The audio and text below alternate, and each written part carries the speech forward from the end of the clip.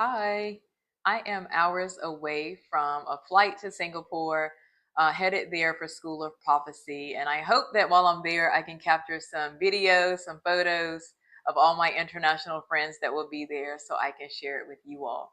But I was just driving back from Mall of Emirates. I was out picking up some last minute things.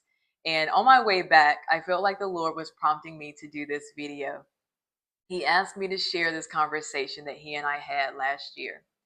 So in this conversation, I don't remember if I was just talking to the Lord about a husband or if I was praying about it or what, but I heard the Lord say, Angel, have you surrendered that to me? And I said, I think I have.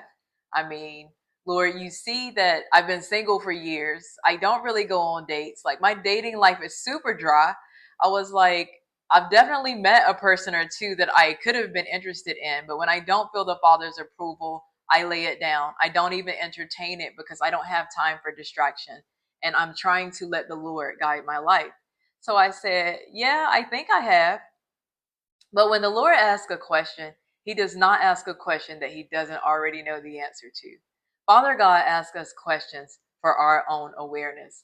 Just like he asked Adam, where are you? He knew where Adam was. He wanted Adam to know where Adam was. He wanted Adam to own what Adam had done. So when the Lord asked me that question, I was like, uh-oh, there's something else to this. So he said, well, have you surrendered it to a place where if I told you I don't have marriage for you, that you would be okay with that? And I stopped and I thought about it. And I said, well, I guess I haven't because I've never thought about the fact that you might not have marriage for me. And it wasn't that Father God was trying to say to me that he doesn't have marriage for me. He was bringing to my awareness a greater level of surrender. And because I had never even considered that, there was no way that I had surrendered it to that space. So after I thought about it for a few minutes, I said, okay, God, I surrender it to that space. If you don't have marriage for me, I will be okay with that. I will pursue you. I will chase my purpose. I will cause my relationship to you to be in a greater space. I'll put all that attention to you, Father. And like I said, it's not that I felt like God was saying that to me because he doesn't have marriage for me. God was trying to bring my awareness to where he was in that space, for me to align my will and my thoughts and my heart to the space that he's in. See, I love Father God so much. You know, this personal relationship with God, it runs so deep. The Father wants to be as deep in a relationship as you will allow him to be with you. He wants us to allow him to guide our lives in such a way that we allow him to unfold those things in our lives. That we don't get ahead of him, but also that we don't drag behind him, but just walk with him. This is why I always say you don't even need a brain following the Lord. You need a heart of surrender and obedience. That when he brings something to your awareness, that you're willing to meet him in that space. Don't desire something before he desires it for you. God knows everything that you want.